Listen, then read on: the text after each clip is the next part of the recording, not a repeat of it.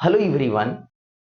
आज ये वीडियो उन विद्यार्थियों के लिए जो अभी 10th पास होकर 11th में आए, उन विद्यार्थियों के लिए आज वो रोड मैप बताने वाला हूं जिससे उन लोगों को फिजिक्स बहुत ही आसान लगने, यानी यदि आप 10th पास होकर 11th में आए हैं और साइंस से अपनी पढ़ाई करनी चाहते हैं तो उसमें एक कॉमन सब्जेक्ट आता है साइंस वालों के लिए, या तो साइंस वाले मैथ कैटेगरी में हो या तो बायो कैटेगरी में।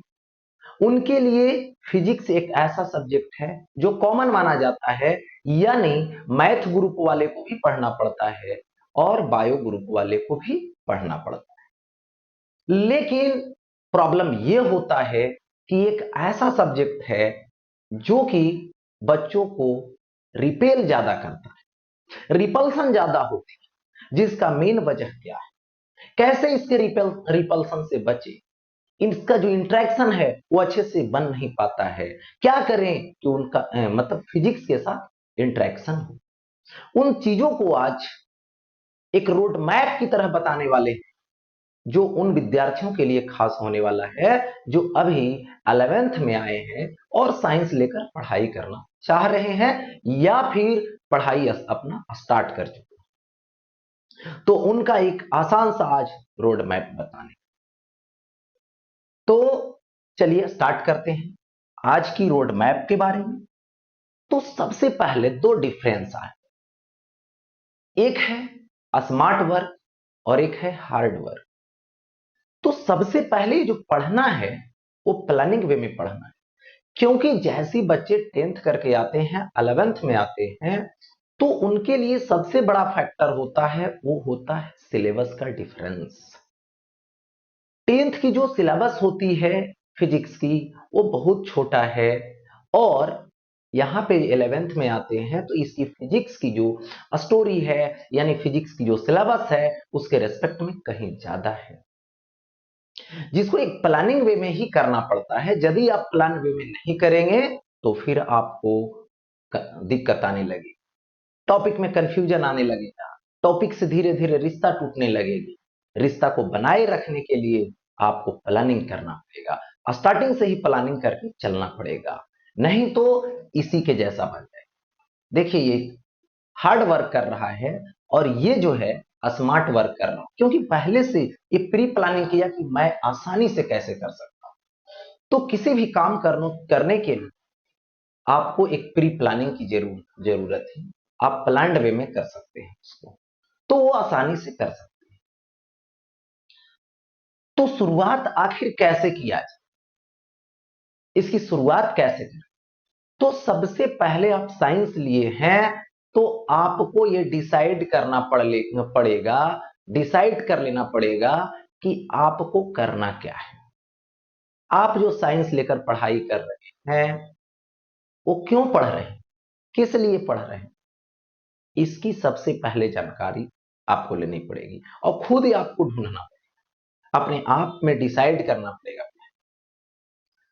जिसमें से मैं बोलूं तो ये तीन कैटेगरी के होते हैं साइंस वाले विद्यार्थी। एक होते हैं जो सिर्फ बोर्ड करना चाहते हैं, एक होते हैं जो जेई करना चाहते हैं लेकिन साथ में तो बोर्ड रहेगा ही, तीसरे टाइप के होते हैं जो नीट करना चाहते हैं, उसके लिए भी बोर्ड रहे। तो आप किस कैटेगरी में हैं इसको पहले आपको पहचान कर लेना। उसके बाद अपने सराउंडिंग, अपने निकटतम एक अच्छे से कोचिंग ढूंढ लेना होगा कि आपको किस टाइप की पढ़ाई करनी, या तो सिर्फ बोर्ड के लिए पढ़ाई करनी तो सिर्फ बोर्ड वाले कोचिंग को ढूंढ, यदि जेई को करना है तो उसके लिए जेई टाइप, नीट करनी है तो नीट के लिए। सबसे पहले ये डिसाइड कर, इसके बाद क्योंकि आपको इस काम को करने के लिए सारथी की जरूरत है जो कि आपको सिखाएगा, है ना, उस टॉपिक को पढ़ाया जाएगा। अब देखिए इसमें करना क्या है। यदि आप सिर्फ बोर्ड के लिए करना चाहते तो उसके लिए आपको एनसीईआरटी प्लस बोर्ड लेवल कोई साइड बुक लेना होगा। साइड बुक ये करना होगा।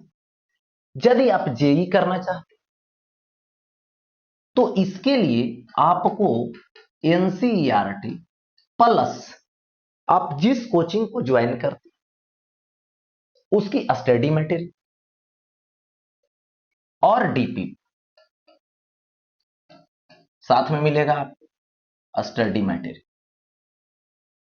इसके बाद नीट या बोर्ड तो इसके लिए भी एनसीईआरटी सेलेक्ट करना पड़ेगा प्लस जिस कोचिंग में एनरोल होते हैं उसका डीपीपी स्टडी मटेरियल।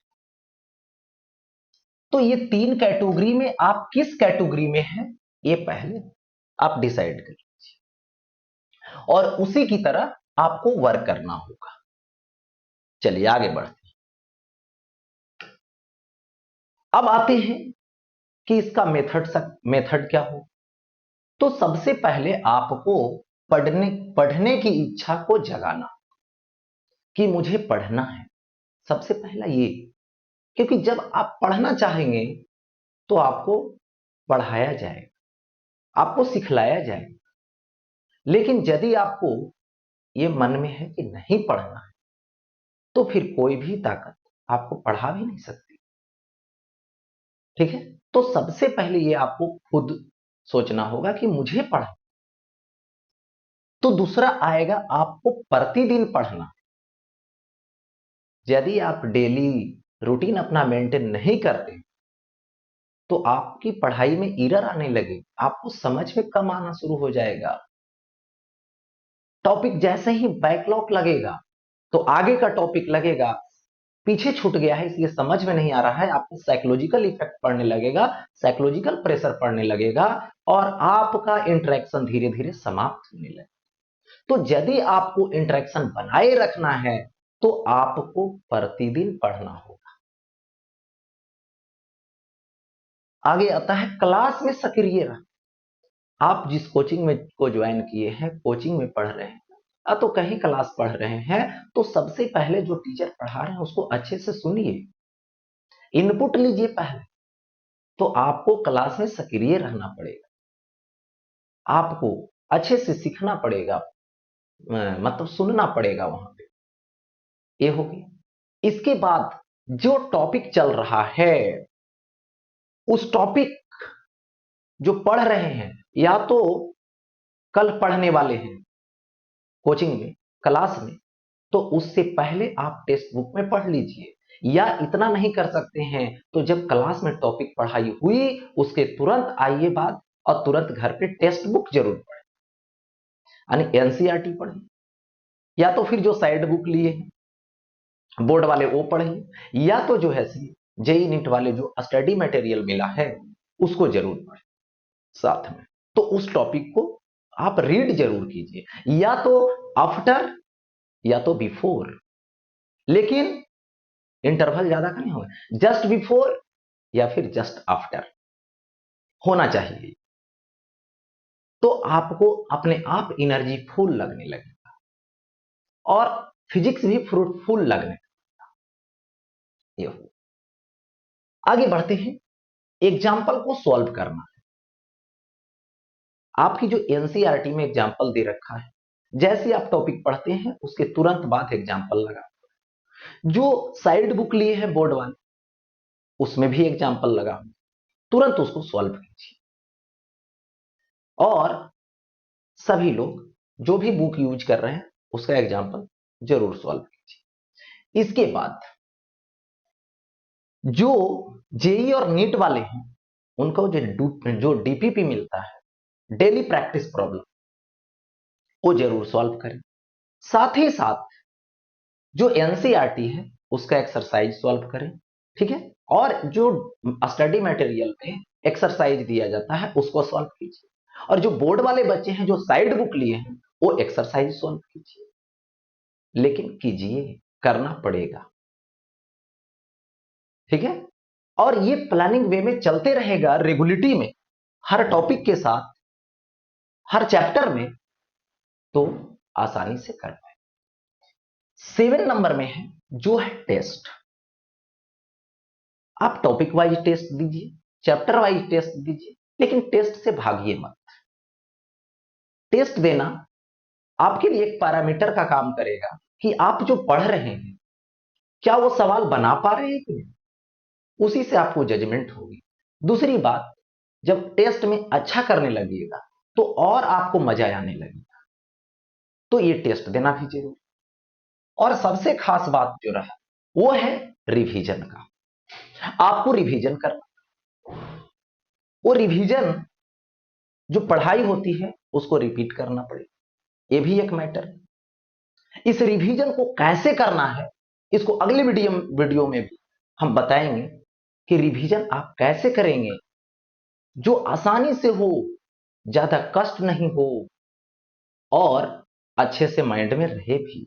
जिसका एकदम सिंपल सा मेथड बताएंगे, सिंपल सा फंडा बताएंगे, जो आप प्रेजेंट टाइम में जो चैप्टर चलते रहता है उसी टाइम यदि आप रिवीजन को उस मेथड को अपना अप्लाई कर देंगे तो डेफिनेट है कि आगे ज्यादा रिवीजन करने की जरूरत नहीं पड़ेगी। इस पे भी बात हम करेंगे, जो कि अगले वीडियो में इसका रोड मैप बताएंगे, जो कि प्रेजेंट टाइम यदि आपका सुधर जाता है, प्रेजेंट आपका अच्छा रहता है, तो फ्यूचर भी अच्छा होगा और चैप्टर के पास्ट भी अच्छा होगा।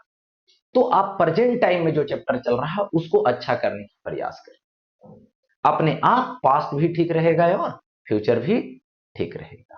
ओके, फिर मिलते हैं नेक्स्ट वीडियो में। नेक्स्ट वीडियो में बताने वाले हैं रिवीजन कैसे करें। ओके।